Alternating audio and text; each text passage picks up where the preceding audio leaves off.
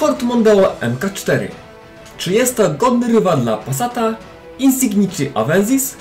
Witam Was w kolejnym filmie, gdzie postaramy się odpowiedzieć na to pytanie.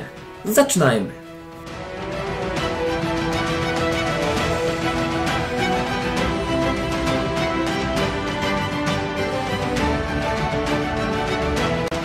Czwarta generacja zadebiutowała w 2007 roku i występowała przez 7 lat. W małym stopniu Mondeo podobny jest do poprzednika.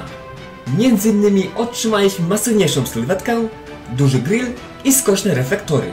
Z uwagi na to, że w filmie Casino Royale jeździł nim sam James Bond, był on bardzo wyczekiwany.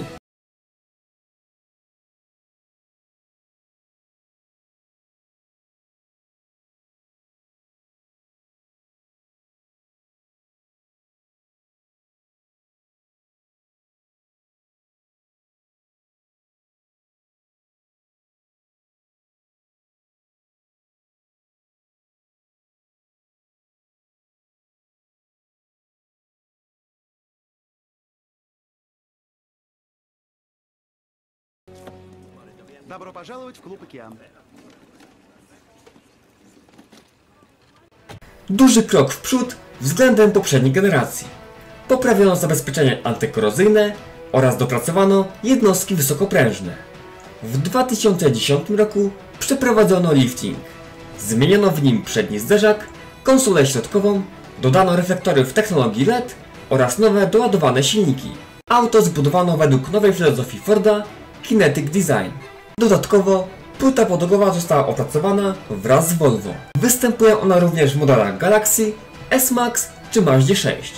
Dostępny w 3 wersjach nadwozia: sedan, liftback oraz kombi.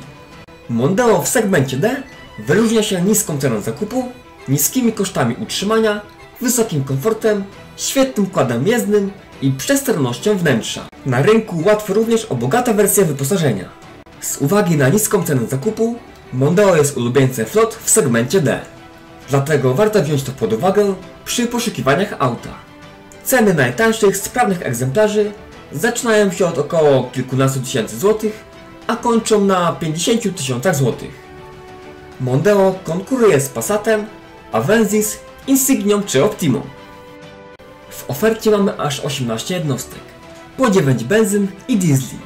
Moc od 100 do 240 koni. W naszym egzemplarzu znajduje się benzyniak 2.0 Duratec o mocy 145 koni. Zapewnia niezłe osiągi, nie pochłaniając przy tym dużej ilości paliwa, około 8-9 litrów. Oraz jest niezawodna. Świetnie jest również wolno ssący 1.6, jednak dla Mondeo okazuje się zbyt słaby. A diesle to 2.0 TDCi, jednostka godna polecenia, zapożyczana od koncernu PSA. Jest to dokładnie to samo 2.0 HDI, lecz z oznaczeniem Forda. Bagażnik nie tylko w wersji kombi jest ogromny. Minimalnie jego pojemność wynosi 560 litrów. Możemy powiększyć ją do 1745. Mamy tutaj również roletkę, uchwyty na reklamówki czy gniazdo 12V. Wnętrze, jak już wspomniałem, jest bardzo przestronne. Miejsca nie zabraknie dla kierowcy, jak i pasażerów na tylnej kanapie. Oko przykuwa srebrna konsola centralna. Wyróżnia się na tle ciemnego kokpitu. Materiały użyte do wykończenia są dobrej jakości. Również ich spasowanie jest niezłe. Wnętrze ergonomiczne i jak najbardziej przyjemne dla oka. Na rynku nie trudno o bogate wyposażenie. Z pewnością wersja GIA jest godna uwagi.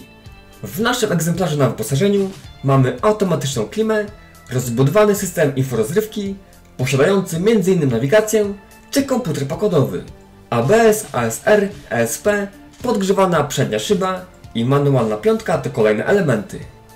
Elektryka obsłuży nam lusterka i szyby we wszystkich drzwiach.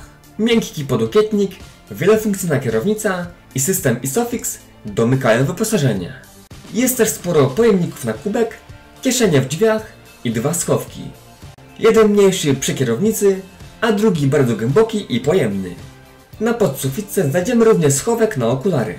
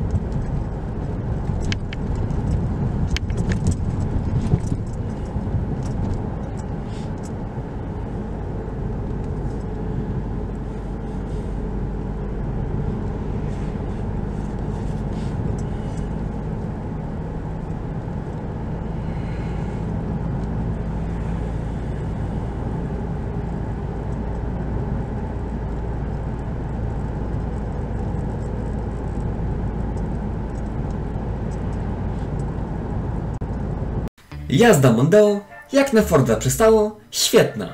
Za sprawą dwulitrowego silnika auto bardzo dobrze się zbiera.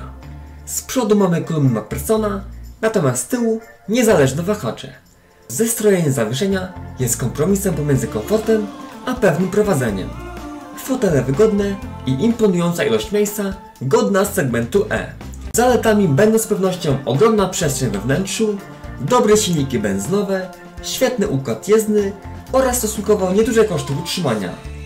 A wadami drobne usterki elektroniki czy rdza. Już nie jest to aż tak duży problem jak przy poprzedniku, lecz nadal występuje. Warto powiedzieć również o dużej utracie wartości, ale to ma swoje dobre i złe strony. Zdecydowanie jest to auto rodzinne, często z bogatym wyposażeniem. Z pewnością o wiele ciekawsza alternatywa dla Passata. Bez wątpienia hit na rynku wtórnym. Bo czy James Bond jeździłby byle czym? No właśnie. Auto oceniliśmy na 9,5 punktów w 10-stopniowej skali. Na dzisiaj to byłoby na tyle. Zachęcam do obejrzenia poprzednich filmów, komentowania oraz subskrybowania kanału. A jeśli chcesz, by Twój samochód ukazał się w kolejnych filmach, to napisz do nas już teraz. Ja się z Wami żegnam i do zobaczenia w kolejnym odcinku. Cześć!